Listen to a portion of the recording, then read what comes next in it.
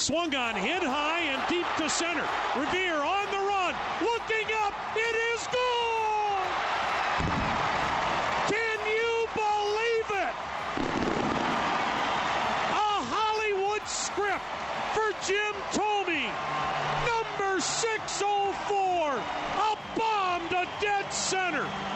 We are tied at 4.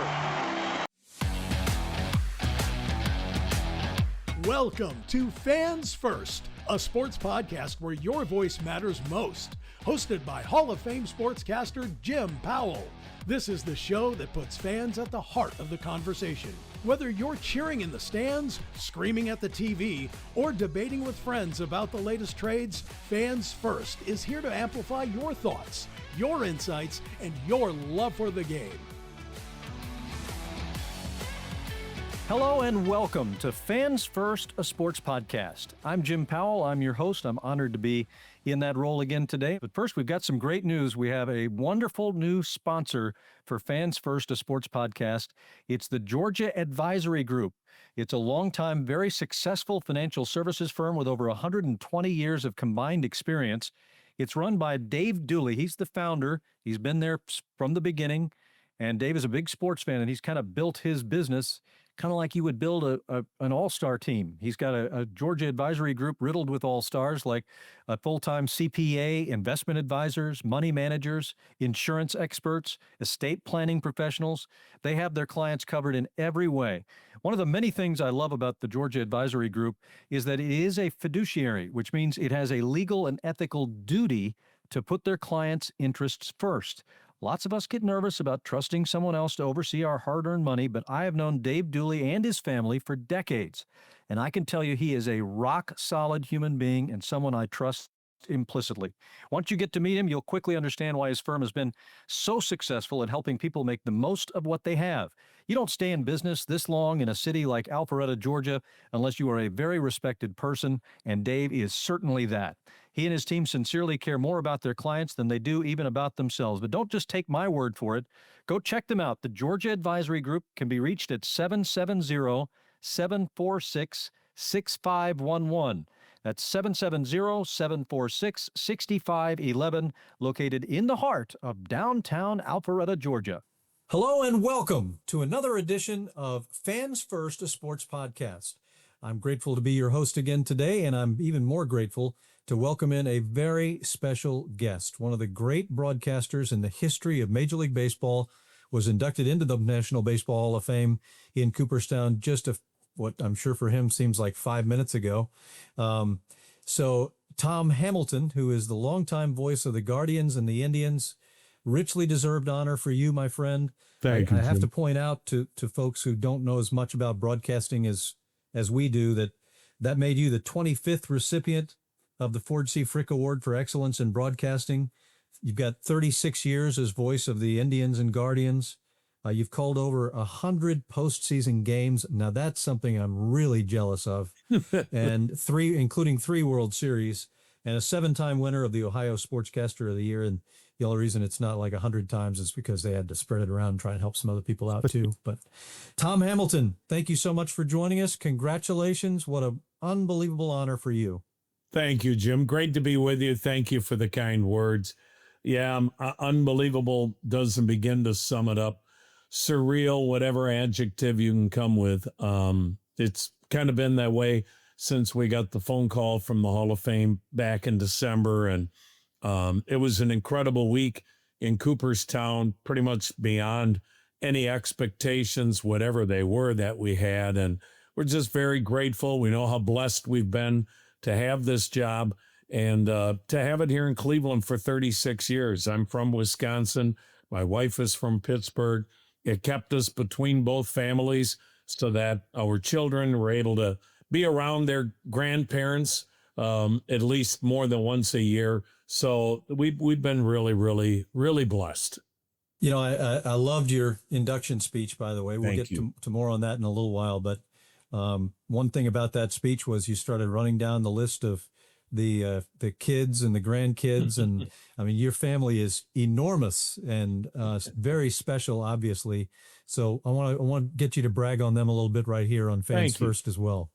Yeah, like I say, we've been really blessed with four terrific children. They're all young adults now, between the ages of 27 and 34. They're all over the country. It seems like we have a son and a daughter-in-law, and their 3-year-old and their 1-year-old that are leaving Cleveland, and he just got hired as a lead reporter for the CBS television station in San Francisco. So we're losing them this weekend, and then everybody else is out of town. The two daughters are both in Denver.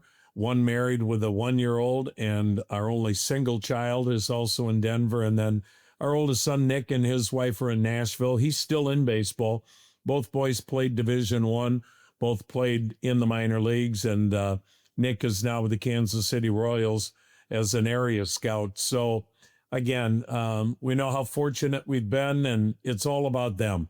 You can get whatever reward you want, award, you name it, but if your family's healthy, you know how blessed you are. And it was great to spend that time with them. And, you miss a lot when, as you know, the kids are growing up, and you hope now that they have a little better understanding why maybe dad wasn't there for every event.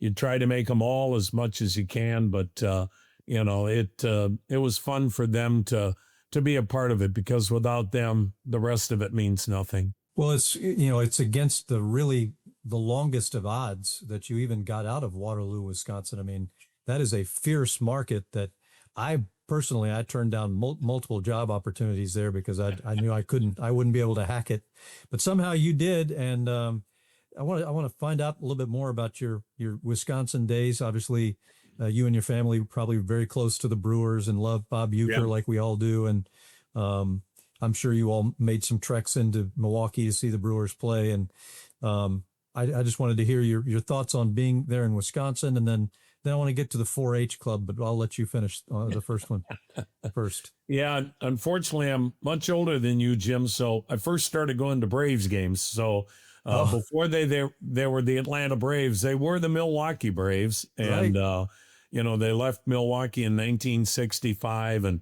we were farmers. My mom and dad were dairy farmers, like much of Wisconsin was, and lived outside of Waterloo, which is maybe a couple of thousand people, about an hour east of Milwaukee, half hour west of Madison. So you had the benefit of being within driving distance of those two cities, and we would get to a doubleheader each summer to see Hank Aaron and Eddie Matthews and Joe Torre and Warren Spahn and Lou Burdett and those great Milwaukee Braves teams.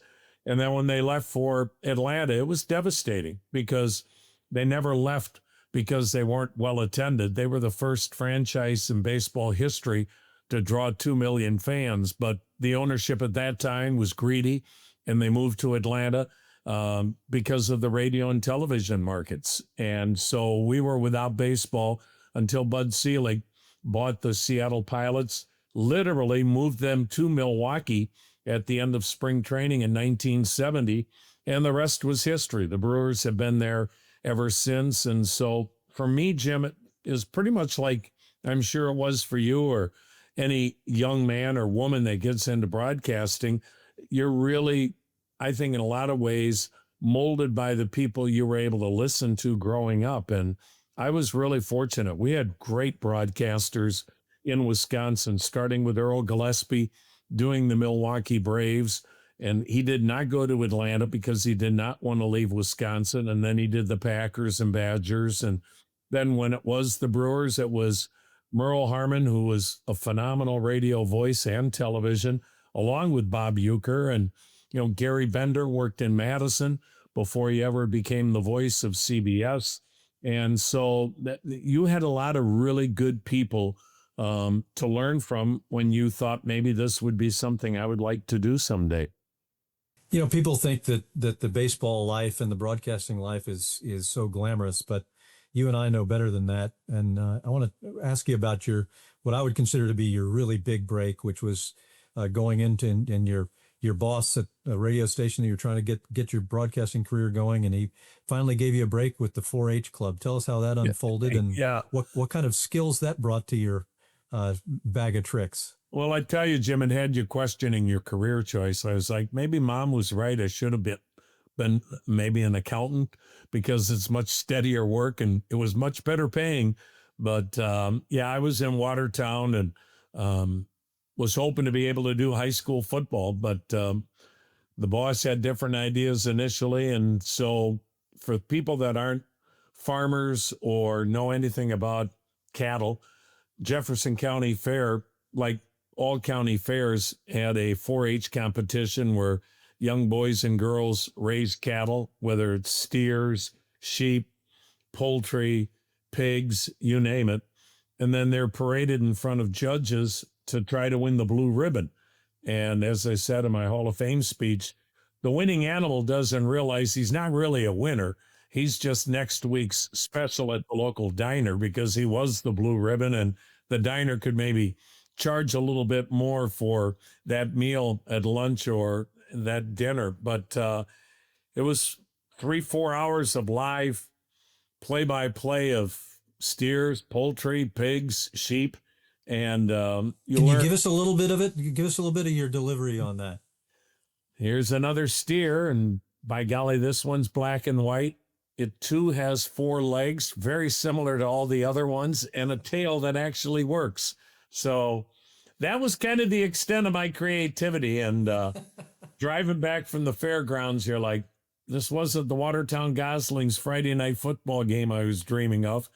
And you wondered if you would ever get that opportunity. But, it's much like, people playing games. I wished I was as good a player as my sons were, to even get into the minor leagues. And I wasn't, but they had to pay their dues too. And you have to in broadcasting. Everybody wants to come out of, whether it's Syracuse, University of Wisconsin, Georgia, Missouri, you name any school, Ohio University, another great journalism school, and they want to go right away to the big time. And you find out in a hurry who wants it, who doesn't, who's willing to work in small markets. And I think it was an advantage for me, Jim, growing up on a dairy farm until we were 13, moving to a town that still doesn't have a traffic light, and being willing then, working in a Watertown and Appleton, you name any of the stops along the way, those weren't step downs for me. Those were bigger cities than what I came from. And so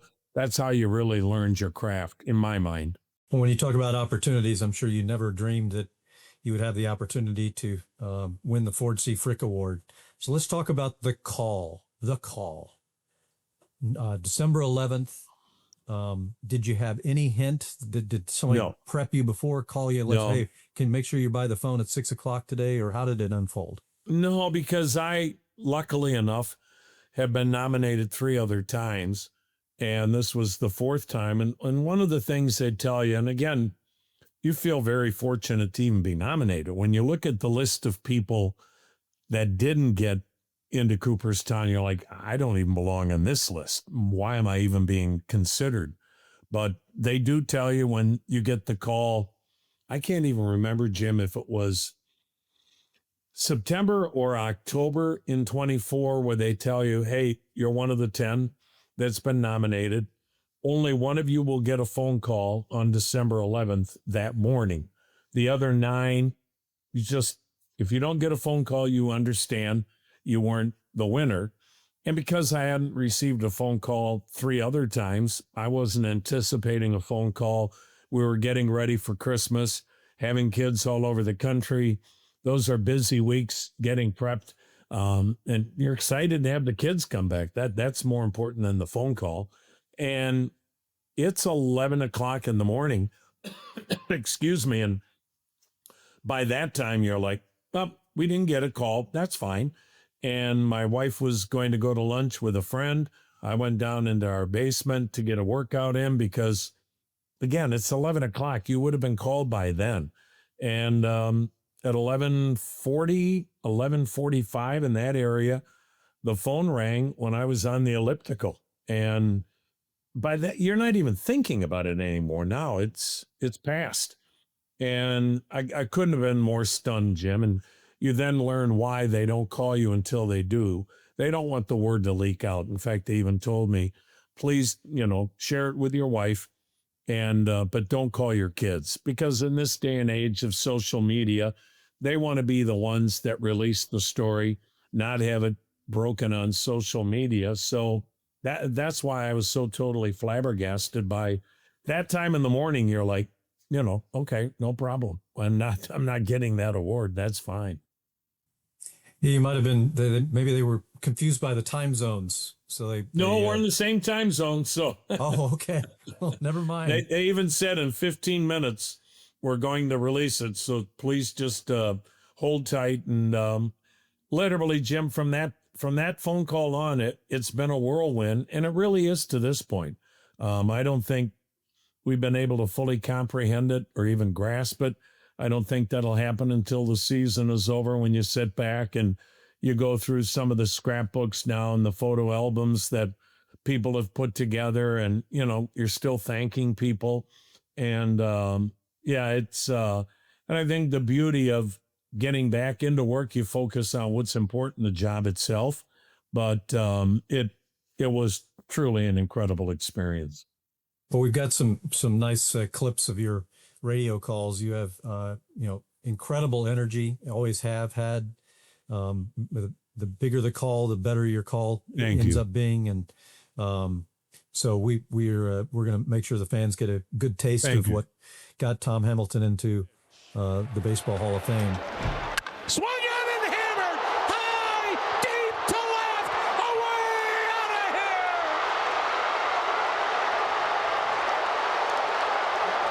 here. Swung on, hit high and deep to center. Revere on the run, looking up, it is gone! Can you believe it?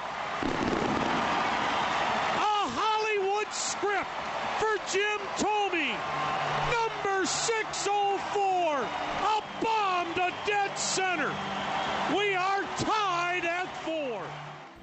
I'm sure that, especially there in Wisconsin, I mean, we all get influenced to a certain extent by other announcers because we all listen to the other guys, or most people do.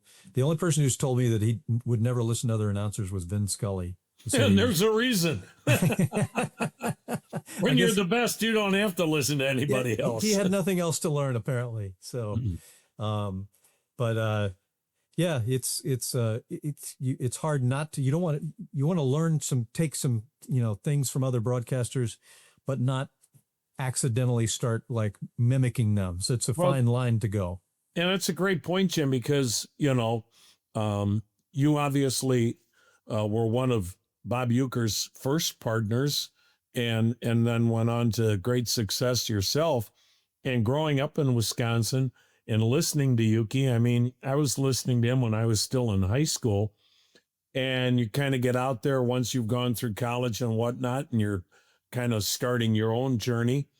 It was, I had to consciously make an effort, not to go, get up, get out of here. It was such a great call that anybody in Wisconsin knows immediately what that means. But it was like, I can't be doing that. One, it's a slap in the face to Bob. And secondly, you're not getting hired mimicking somebody. How many of us have heard people come from the West Coast and it was like, you're not Vin Scully, so quit trying to pretend you are. And that's why I think it's so important, even though young people that are young broadcasters don't want to hear it, you need to go out and get thousands of repetitions to develop your own style and be whoever you are. And hopefully that's good enough. Yeah, if you try and be somebody that you're not, that shows right away. And you never hear those people going into Cooperstown. One place that your family did get to go that you told a great story about during your Hall of Fame speech was your parents. Being Wisconsinites and huge Bob Uecker fans. I'm sure they always, hope that someday they'd get to meet the great Bob Uecker, who's, as you pointed out, always affable about those things and loves to meet people anyway. But tell us about the visit with your mom and your dad and why that jumped off the page at me when I heard you talking about it. Well, and Bob was always so kind to me. And I think a lot of it had to do, he knew I was from Wisconsin. I had worked in Milwaukee before I went from Milwaukee to Columbus. and then eventually to Cleveland to get the Indians job. And so, there is a connection. There aren't that many of us from Wisconsin that are, in the broadcast world, so to speak. So it's a small fraternity. And, we're very prideful of being from Wisconsin. And Bob was. I mean, the fact that Bob was born and raised in Milwaukee and really never left there except in the winters to go to Scottsdale tells you how much it meant to him to stay in his home state and in his hometown. And Mom and Dad were huge Brewer fans. And yeah, it took a while for me to even ask Bob because I just didn't want to impose on Bob, and he couldn't have been better, as you know. Mom and Dad come up. They're very outgoing people and always were. I don't think they ever met a stranger in their life.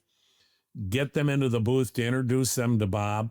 My dad is completely awestruck. For the first time in his life, he cannot speak. And I'm like, Dad, not Mom. And Bob is going on and saying very nice things about me. And then finally says to my mom, because he knows Dad's not probably going to speak based on the reaction he's getting. He's like to my mom, he goes, well, Teresa, I'm so sorry you have to listen to me and you can't listen to Tom do the games. And my mom doesn't even hesitate. She goes, Bob, you take what you can get. And I was like, oh my God, Mom, you take what you can get. This is Bob. I'm getting them out of the booth. I'm apologizing to Bob. He's doubled over laughing because I think it's maybe the first time anyone's been honest with Bob, because normally everyone's, everyone loves Bob, but I think it was Mom's honesty that made Bob really laugh. And it was like, it was a mother again, being proud of one of her 5 children. It wouldn't have mattered which of the 5 it was. And it was just, at the time I'm horrified. It's like, why did I ever do this? And I said to Mom later, Mom, what were you thinking? She goes, well, that's how I feel. And she wasn't going to sugarcoat it for Bob or anybody else. Poor Dad, I don't know if it was like he had been struck by a thunderbolt. And it was the only time I ever saw Dad speechless in my life. But it was just typical Bob being Bob. And again, because they were from Wisconsin, I think there was a connection there. And, I told people, and I know, Jim, you got to work with them and we're close with Bob. People around the country have no idea the loss, Bob. It's been felt and still is being felt in the state of Wisconsin. Of all the people that have ever come out of that state, he is the most iconic figure ever. It's the most devastating loss people in that state have ever had. That being said, Bob had an incredible life. All of us would sign up right now to live until we're 90, be as healthy for the most part as Bob was until the last few years when he battled cancer and still kept working. He had an incredible life. No one ever got the most out of life. But that being said, I grew up in the Vince Lombardi era with the Green Bay Packers when they never lost. And he's bigger than Vince Lombardi, Bart Starr, Jim Taylor, Robin Yount, Paul Molitor, Kareem Abdul-Jabbar, Elroy Hirsch, some of the greats that have come out of that state. That the legacy of Bob will never be surpassed in that state. And I think it's, again, how he treated people and how when you're from Wisconsin and you think Wisconsin's good enough that you never need to leave, that resonates with people there more so than anywhere else. I 100% agree with you on the statement that he made without saying a word about how much he loved Wisconsin and the city of Milwaukee. George Steinbrenner made many a run at Bob to try and get him to go to New York. He would have been a perfect fit in that market. And Bob was just like, no, I'm a Milwaukee guy. I'm not leaving Milwaukee. And I mean, he's a guy that on bus rides, and you get the hotel, it's time to jump on the bus to head for the ballpark. And Bob would be, always right there up at the front of the bus. And there might be 4 other people on the bus, me and the traveling secretary and a trainer. And, there's hardly anybody there. And Bob, he just there's nobody to entertain, but he just goes to the four people that are there and he's walking up and down the aisle, just making jokes. And I mean, he just, it was his DNA that he had to make anybody that was around him laugh every single day. Yeah. I mean, what could be better than that? I was always very envious of yourself, of Corey, of Pat Hughes, all the guys that got to work with Bob. I just can't imagine what that experience was like and how gratifying it had to be for all of you. And I'm sorry for your loss, because I know it's a big loss for you and for all of the people that worked with Bob. And I just think all of us are touched by the fact any of us got to know Bob. He would make a spring training game the funniest event that you've ever been a part of, a game that no one's ever going to remember the score. I used to tell people the worse Milwaukee played, the funnier Bob was, because you never turned off a baseball game Bob was doing because you didn't want to miss what he might say. And right. I just, the other thing, Jim, that I marveled at with Bob was how relevant he stayed with today's player. The way you saw Christian Yelich, the reaction he had last year, because I knew at that time what was going on with Bob, but was not going to say anything. They didn't want people saying anything. That's when I think Bob really was honest with the guys. I'm not going to see you again. They had suffered a devastating loss to the Mets to end their season, but they were more devastated after meeting with Bob. And for Bob to be relevant at age 90 with kids in their mid-20s, and I just, that's a gift that none of us have other than Bob. No, he was an amazing individual. I got to be very good friends with him. And someday we'll have to sit down over a couple of glasses of milk and I'll tell you a bunch of great stories because they're plentiful. But we're focused on you, though, because congratulations on the induction into the Hall of Fame. And again, thank you. Richly deserved honor. Thank you, Jim. Probably overdue. I'm sure it is. No, overdue. guys, the guys that should be in there, there's more that should be in there that aren't in there. And like I say, we've been very fortunate, very humbled by it. And I thank you. But it, I still don't know how it happened. I didn't have to pay anybody. So it's stunning to me. But like I said, we're extremely grateful. And the people there, I wished, Jim, everybody could experience what we experienced, but also in this world of cynicism and negativity and some of the things we even do to our own game that make you go, why are we torching our own game? When you're in Cooperstown and you see how that city is and how it's a timepiece. I mean, Jane Forbes Clark's done an incredible job in keeping it so unique, unlike any other Hall of Fame in any other city. And then to see the Hall of Fame players come back, and you're at the Hotel Otesaga out by the lake, and Joe Mauer's playing wiffle ball with everyone's child. And you're like, this is why we love our game. It still gets back to dads playing with their kids or moms playing with their children. And the Hall of Fame players out there with the kids playing wiffle ball. Boy, when you see that, you realize how special our game really is. It's interesting that you pulled Cooperstown and New York sort of into the same sentence because, in Cooperstown, they think the game is perfect as it is. It was perfect 50 years ago and 70 years ago, and it's still perfect today. And in New York, they're just, they can't help themselves. They just want to tweak it and tinker with it. And I can make this little nuanced change. And it's not nuanced at all to those of us who love the game. Any change you make can be huge for us and all baseball fans as well. Before I let you go, I want to congratulate you also on incorporating the words of your mother in her conversation with Bob Uecker into the close of your speech. Can you tell fans what you said as you were signing off? From the induction? I'm trying to think back. You know what, Jim? People have said, "Have you watched?" And I said, "I'll never watch that speech." It's just too emotional. You worry about it for literally 8 months. You don't want to disappoint people and whatnot, but I still don't feel that I belong in Cooperstown. But kind of the way I ended it was, I guess Mom was right. We'll take what we can get, and whether I belong there or not, we're very grateful for it. I had incredible parents.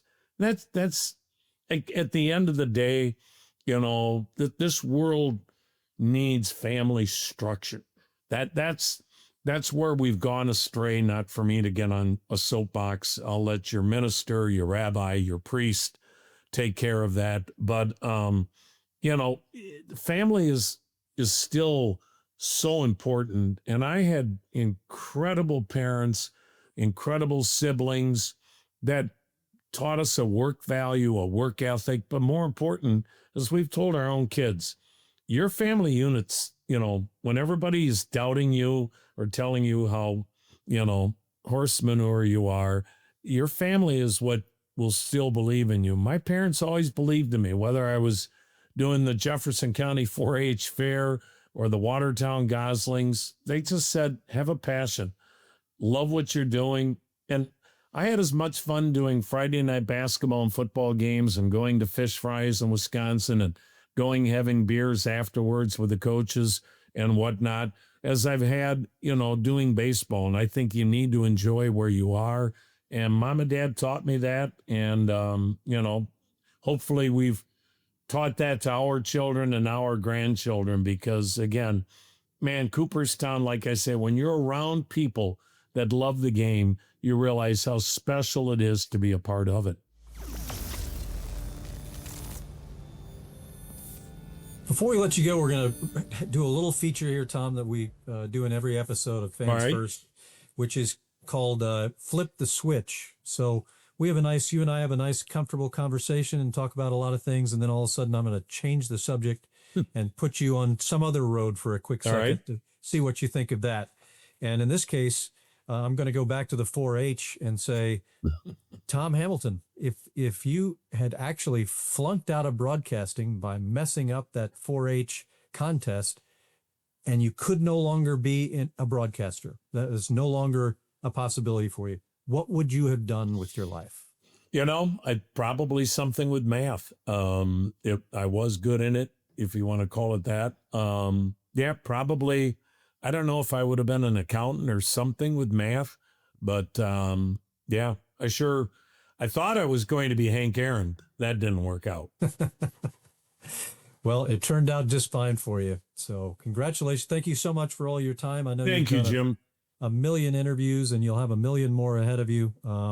But spending some time with me and our audience is very much appreciated. I'm a big fan of you, your work, and I really, grateful you would have me on. So thanks, Jim. Thank you, Tom. God bless you.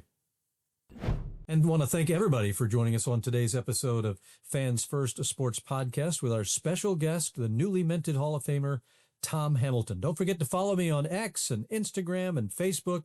We ask you to please subscribe to our Fans First YouTube channel. If you like our Fans First content, you can help us by making sure you're subscribed to all of our social networks. We really appreciate it.